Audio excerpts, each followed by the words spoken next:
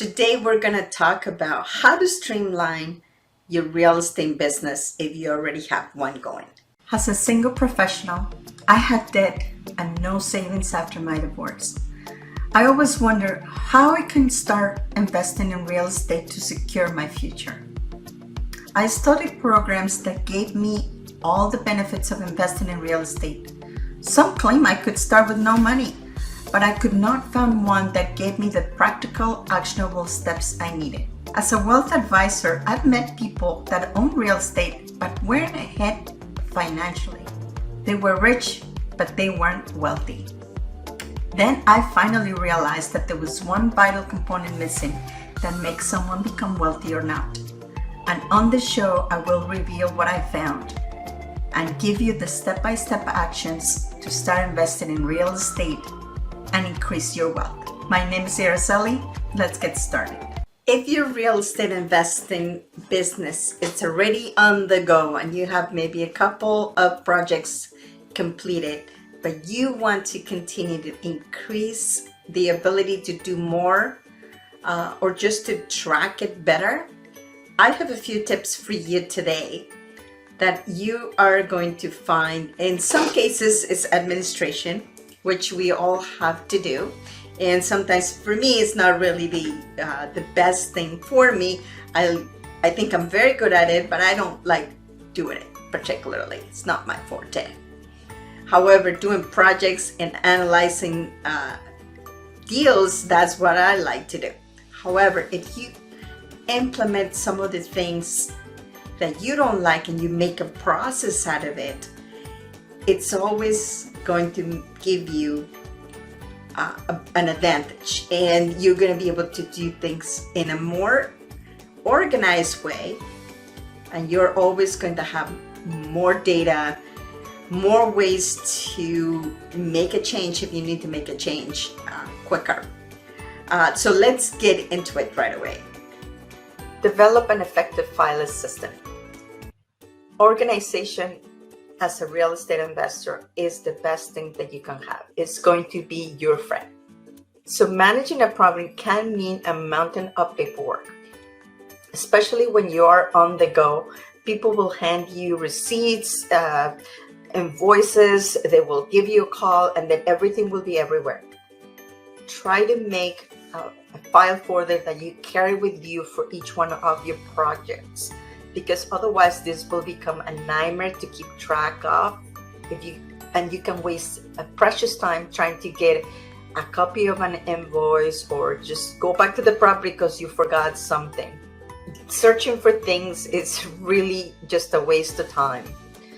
So a proper filing system with clearly defined document naming conventions will ensure a consistent approach to project artifact storage. So the more you keep everything in one place, the better. I usually scan my documents as they come in. And even then, sometimes I do misplace one or two. Delegate tasks efficiently. So you really need to understand who you're going to give the task to. So being able to delegate tasks is one of the most important skills you can have as a project manager. There is an art to effective delegation, but when you have mastered it, you will take the pressure off of yourself and give your team members a sense of responsibility and achievement instead of giving each person a large chunk of work to be completed. Break everything into smaller tasks. Don't be vague when giving directions, and make sure each team member knows exactly what they're doing and when it needs to be finished by.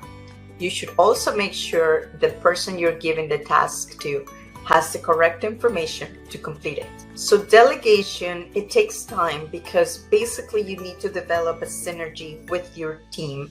And in some cases, you don't really, or you haven't been working with this person, especially as a new contractor. So you really don't know how they work.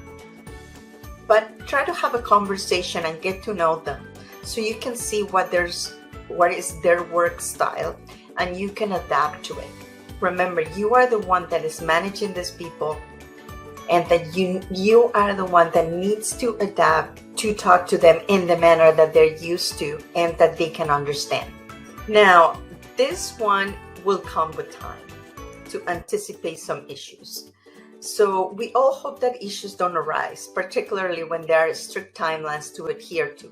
Unfortunately, this is rarely the case in projects. Developing and keeping risk and issues registered up to date along with addressing issues. Unfortunately, this is rarely the case in any project. Developing and keeping risk and issues registered up to date along with addressing issues as soon as possible will help in preventing your project plan from going off track. If there is a major issue threatening to stop your project in its track, a predetermined process will reduce anxiety and make it much easier to approach the problem objectively and find an appropriate solution. Regular two-way communication with key stakeholders is also vital to ensuring there are no surprises along the way. The last tip that I can give you is that use some project management software or an Excel sheet to keep track of everything that you need to do. First of all, you will have readily available all of the tasks that need to be completed.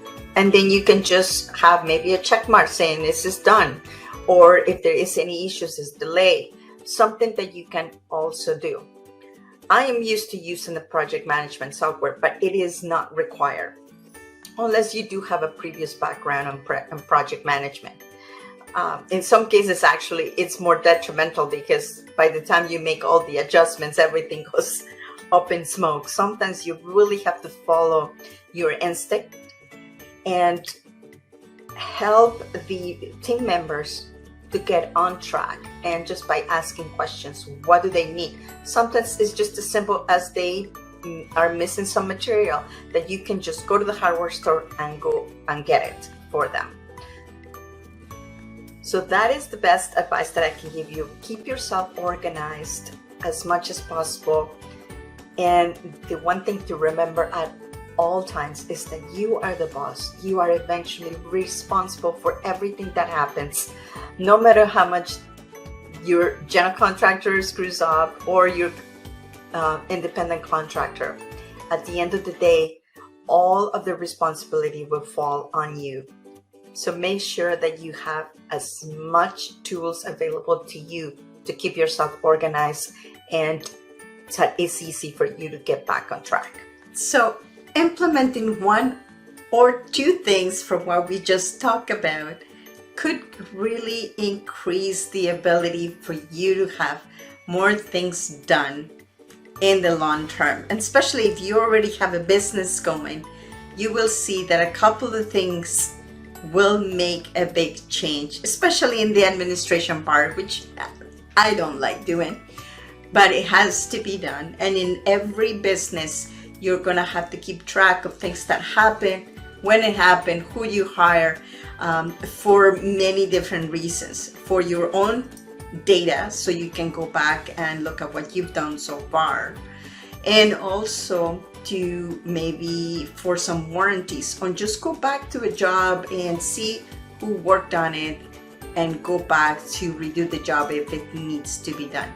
So I hope this helped, and I hope you can get one or two things implemented in your business and you can get more efficient at it.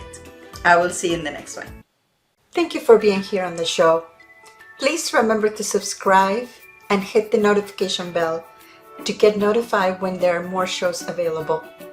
And if you would like to have more information on how to start investing in real estate, please visit my website at www.aracelihernandez.com. Thank you.